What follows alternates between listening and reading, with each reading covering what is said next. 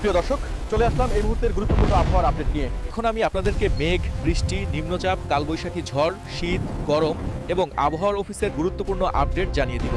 এইবার আবহাওয়া অফিস দিল ভয়ঙ্কর সতর্কবার্তা।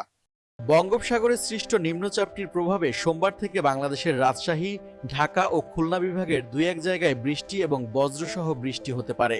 তবে মঙ্গলবার বৃষ্টির প্রবণতা আরও বাড়তে পারে। কোথাও কোথাও বজ্রসহ বৃষ্টির সম্ভাবনা রয়েছে। বুধবারও দমকা হাওয়া সহ বৃষ্টির পূর্বাভাস আছে।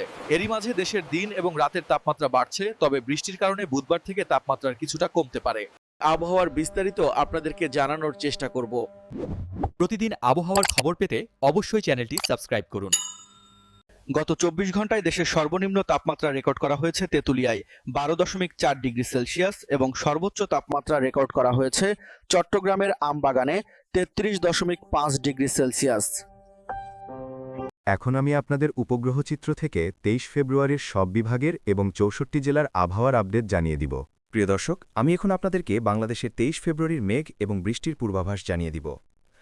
আমরা বাংলাদেশের আবহাওয়ায় লক্ষ্য করলে দেখতে পাচ্ছি যে 23 ফেব্রুয়ারি সোমবার দিনের দুপুর ও বিকেলের দিকে ঢাকা ও খুলনা বিভাগের আকাশে মেঘের উপস্থিতি দেখা যাচ্ছে।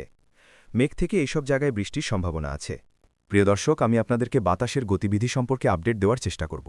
আমরা লক্ষ্য করছি যে দিনের বেলায় ঢাকায় বাতাসের গতি ঘণ্টায় 12 কিলোমিটার, সিলেটে 10 কিলোমিটার, ময়মনসিংহে 7 কিলোমিটার, রংপুরে 7 কিলোমিটার, দিনাজপুরে 5 কিলোমিটার, রাজশাহীতে 6 কিলোমিটার, খুলনায় 8 কিলোমিটার, বরিশালে 2 কিলোমিটার, চট্টগ্রামে 12 কিলোমিটার, কক্সবাজারে 13 কিলোমিটার এবং কুমিল্লায় 8 কিলোমিটার প্রতি ঘণ্টায়।